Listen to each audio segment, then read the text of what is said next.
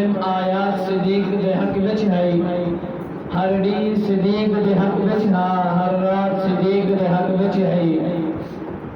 ہر D صدیق دے حق وچ ہاں، ہر رات صدیق دے حق وچ ہے،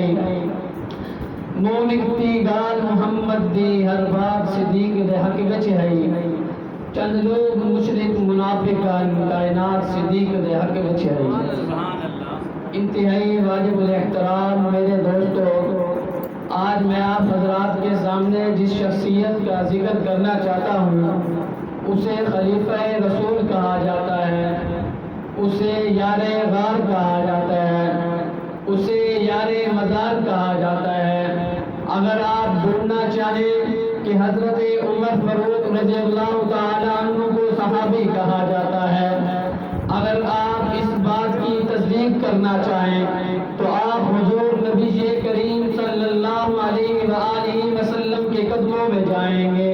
آقا اپنی زبان سے بتائیں گے عمر میرے صحابی ہیں، آقا اپنی زبان سے بتائیں گے عثمان میرے صحابی ہیں، علی میرے صحابی ہیں، معاویہ میرے صحابی ہیں۔ لیکن وہ شخصیت وہ ہے جسے صحابی اللہ کا قرآن کہتا ہے، حضور کی زبان نے سب کو کہا یہ میرے صحابی ہیں، حضور کی زبان نے سب کو کہا یہ میرے ساتھی ہیں، لیکن اللہ کا پیارا قرآن اللہ رب العزت نے جسے حضور نبی کریم صلی اللہ علیہ وآلہ وسلم پہ اتارا، وہ قرآن 7 آیتوں میں بتا رہا ہے ابو بکر سچا ہے، وہ قرآن بتا رہا ہے ابو بکر صادق ہے، وہ قرآن بتا رہا ہے ابو بکر نبی کا یار ہے، وہ قرآن بتا رہا ہے ابو بکر صحابی رسول ہے، یہ تو قرآن بتا رہا ہے۔ آئیے چلتے ہیں حضور نبی کریم صلی اللہ علیہ وآلہ وسلم کے در پہ، آقا اپنے یار کے بارے میں بتا دیجئے ابو بکر کون ہے؟ آقا کہتے ہیں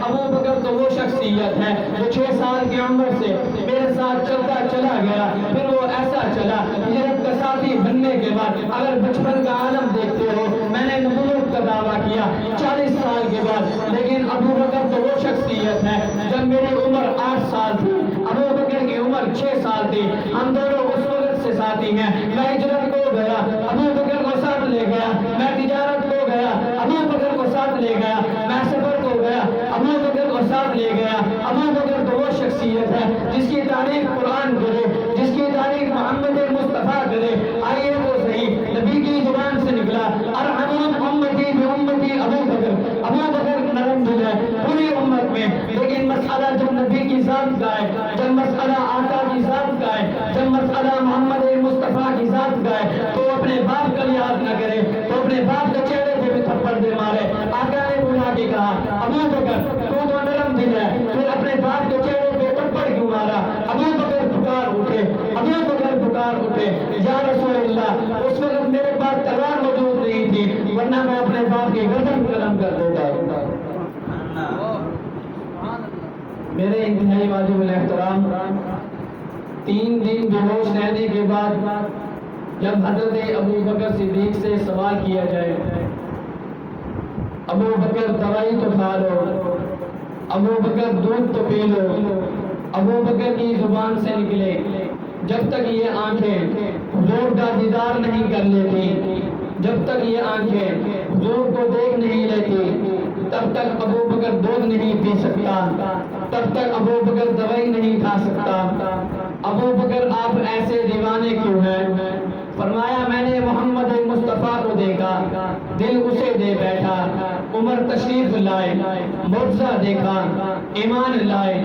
علی تشریف لائے، محمد کے خاندان میں سے ہیں، معجزہ دیکھا، ایمان لائے، لیکن ابو بکر تو وہ شخصیت ہے جس نے معجزہ طلب نہ کیا، محمد مصطفیٰ کی تصدیق ایسے کرتا چلا گیا۔ اللہ کے پیارے پیغمبر نے معراج کی رات ساری دنیا کو آ کر بتلا دیا، میں جنت کو دیکھ آیا، میں جہنم کو دیکھ آیا، میں عرش معلیٰ کو دیکھ آیا، تو سب لوگ انکار کرنے لگے کہ آپ رات کے تھوڑے سے حصے میں کیسے جا سکتے ہیں، سب لوگ انکار کرنے لگے۔ تو ایک شخص حضرت ابو بکر صدیق رضی اللہ تعالی عنہ کے پاس چلا گیا اور جا کر کہنے لگا ابو بکر یہ تو بتلائیے، ایک شخص کہتا ہے میں رات کے تھوڑے سے حصے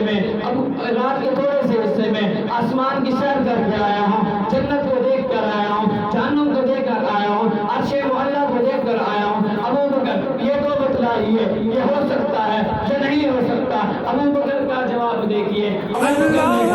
تلاش